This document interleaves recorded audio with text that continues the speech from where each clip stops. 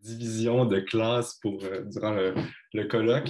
On va parler d'égalité des chances pendant les 15 prochaines minutes, principalement en matière de don de sang au Canada. Euh, Brièvement, on m'a présenté un petit peu, mais je vais faire un petit résumé. Donc, Guillaume, homme homosexuel habitant à Montréal. Je suis publicitaire, tel que mentionné, ça fait plus de 7 ans que je suis dans l'industrie de la publicité à Montréal.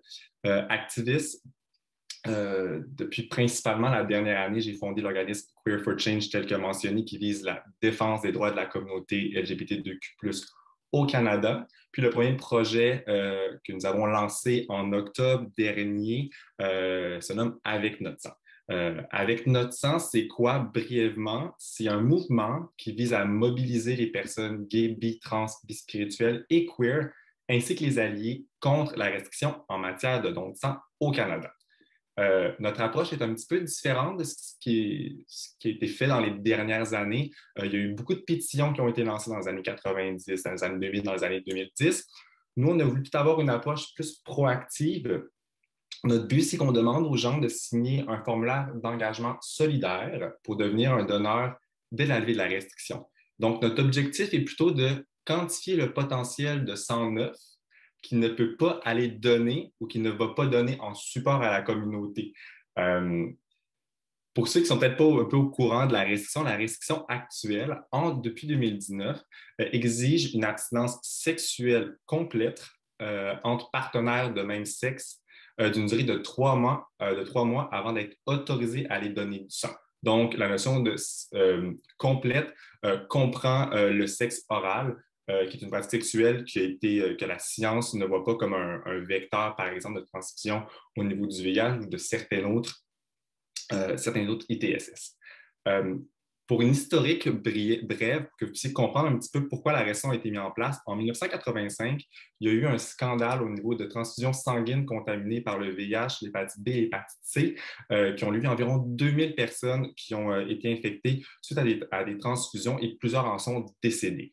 Il y a eu des recours judiciaires et en 1992, il y a une restriction qui a été mise en place qui visait principalement seulement les personnes de la grande communauté en leur retirant le droit et la possibilité de donner du sang.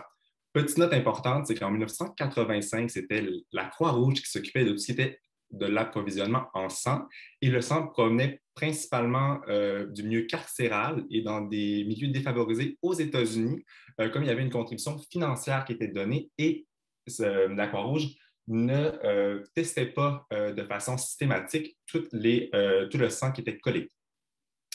Il y a eu beaucoup de mouvements politiques. Puis en 2013, la période d'abstinence qui était exigée aux personnes de la communauté est passée pour toujours jusqu'à 5 ans, pour après ça passer en 2016 à 12 mois.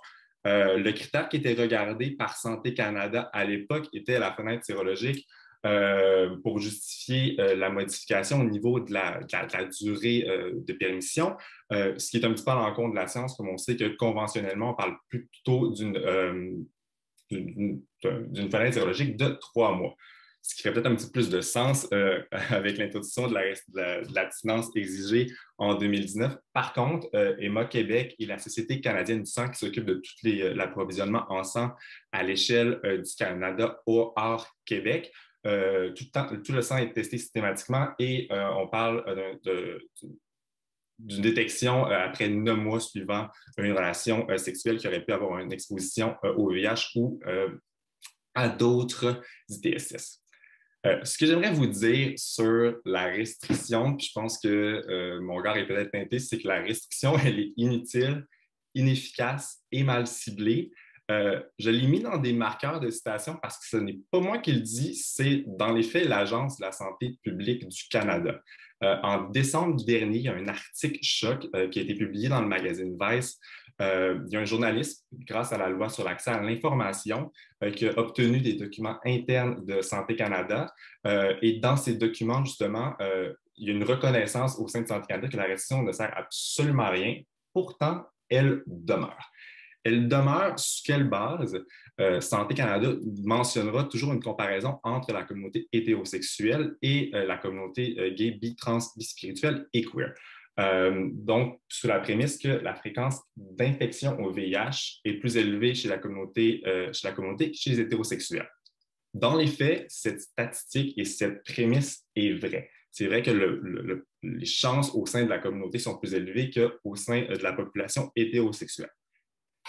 Par contre, c'est une opposition qui est hyper problématique. Elle est problématique parce que la transmission d'un virus ne peut pas être attribuée à une expression de genre, à une identité de genre ou à une orientation qui est sexuelle. Elle est principalement basée sur des comportements qui pourraient être à risque, comme une relation sexuelle non protégée ou d'autres transmissions via le sang ou d'autres circonstances. Elle est aussi problématique parce que l'opposition simple des orientations sexuelles hétérosexuelles et de la grande communauté est limitative, puis elle contourne de nombreuses réalités entourant le VIH au pays. Principalement, la chose la plus importante à regarder et ce que EMA Québec, Santé Canada ne mentionne jamais, c'est le risque absolu. Au Canada, 99,5% des personnes de la communauté ne sont pas à risque de contracter le VIH. Donc, cette statistique seule devrait être considérée et éviter une comparaison avec la communauté hétérosexuelle. Par contre, si EMA Québec et Santé Canada souhaitent effectuer une comparaison, allons plus dans les détails et voyons qu'est-ce qui pourrait peut-être plus nous servir.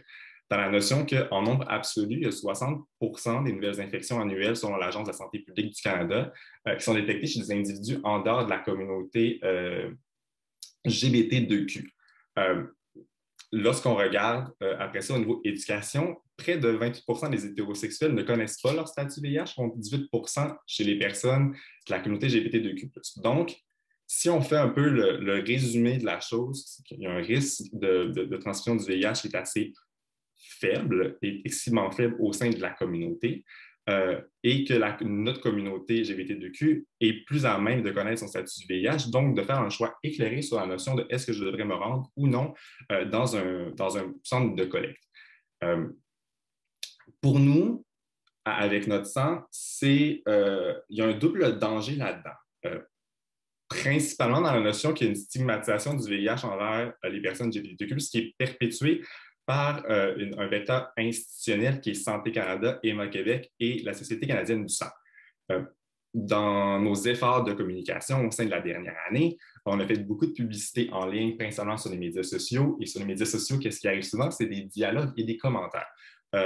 On a reçu une tollée de commentaires incriminants, désobligeants, mal informés, qui étaient très, très, très durs envers la communauté. Ça a été une opportunité pour nous de faire de l'éducation, de remettre les choses en perspective, d'essayer de faire grandir les choses, mais ce qu'on recevait souvent comme commentaire, c'était « Ah, mais Santé Canada, il nous dit ça, donc on croit Santé Canada et non vous. » Donc, la notion de discrimination institutionnelle ici est hyper dommageable pour la communauté, puis elle est même dommageable en termes de désinformation. Dans les années qui ont introduit en 1992 la restriction permanente contre la communauté, ça a été une opportunité manquée par Santé Canada de plutôt que de viser une communauté, de déjà commencer à faire l'éducation sur des comportements sexuels ou des risques envers des comportements sexuels pour justement créer une certaine adhésion et compréhension globale des Canadiens envers les ITSS.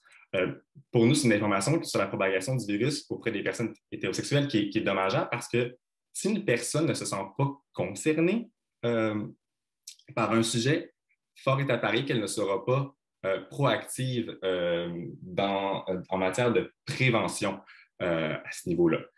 Ce qu'on pense, c'est qu'on doit remettre les pendules à l'heure et qu'il est temps de le faire, principalement en changeant le questionnaire.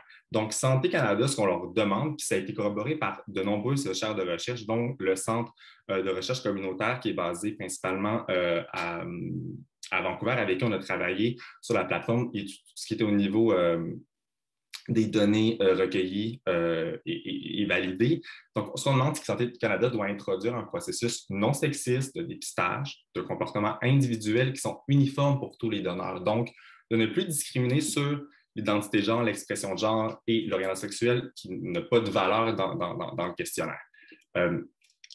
Puis, à cette mention-là, il y a une vingtaine de pays, dont l'Italie, le Pérou, l'Afrique du Sud, qui ont introduit un processus qui est similaire, comme on le propose, et qui n'a eu aucun impact sur la sécurité des collectes. Et surtout, il n'y a pas eu d'impact sur le nombre de donneurs.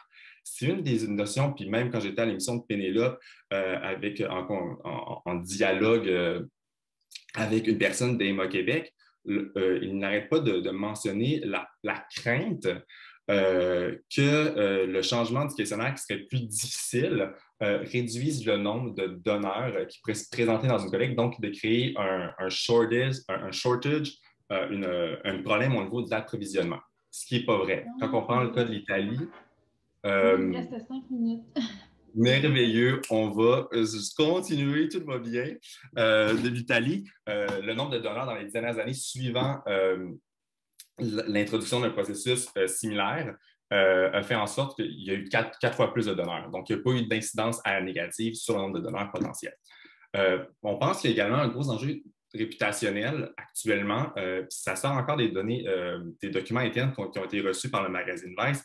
C'est la notion que l'introduction d'un processus de dépistage basé sur des comportements qui sont individuels, ça mettra en lumière que la banque de donneurs actuelle de la Société canadienne du sang et des MACMEC comporte un nombre élevé de personnes qui pourraient être considérées à haut risque, donc qui est des personnes qui ont plusieurs partenaires sexuels, peut-être avec des comportements non protégés. Donc, ce qu'Emma Québec et Centre Canada font présentement, c'est qu'ils ne souhaitent pas retirer une restriction qui est discriminatoire envers la grande communauté LGBT2Q+, afin de ne pas enlever la chance à des hétérosexuels de donner du sang, même si leur comportement pourrait porter un risque à la santé publique. Ce qui est une grande aberration. Ce que j'aimerais ajouter, parce qu'on a été beaucoup inspirés dans notre projet par la diversité, puis quand on a vu la thématique à la croisée des identités du colloque, il y avait un fit naturel. Dans la notion que Santé Canada préfère discriminer la diversité plutôt que des comportements.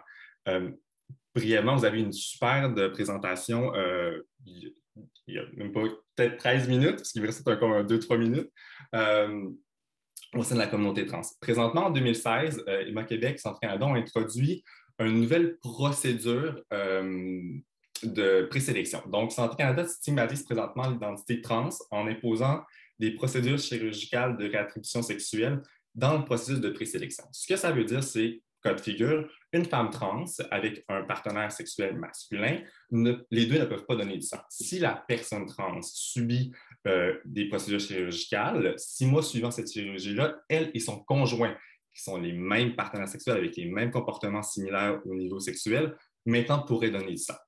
C'est discriminatoire dans l'approche où ce n'est pas toutes les personnes trans justement qui souhaitent subir les procédures chirurgicales. Ce n'est pas également toutes les personnes trans, comme vous l'avez vu tout à l'heure, qui puissent payer tous les frais qui sont afférents à ces chirurgies-là, donc qui ont une notion d'intersectionnalité au niveau de la classe sociale. Puis, ce n'est pas toutes les personnes trans qui peuvent aller de l'avant et subir des procédures chirurgicales de la sorte. Il y a également des restrictions qui sont un petit peu mitoyennes, intersectionnelles envers les travailleurs du sexe. La question présente. 2 minutes. 2 minutes? Oui. Hey, on est right on time. Tout va bien. La question qui est posée actuellement au niveau des travailleurs du sexe, c'est depuis 1977, avez-vous accepté de l'argent ou de la drogue en échange de rapports sexuels?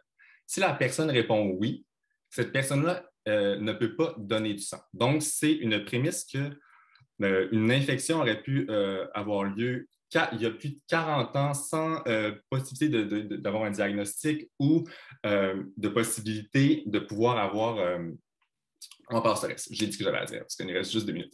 Puis il y a également eu de nombreuses discriminations au niveau de la communauté noire, principalement la communauté noire africaine. La communauté noire africaine ne pouvait pas donner de sang jusqu'en 2015 dû à une souche spécifique du VIH.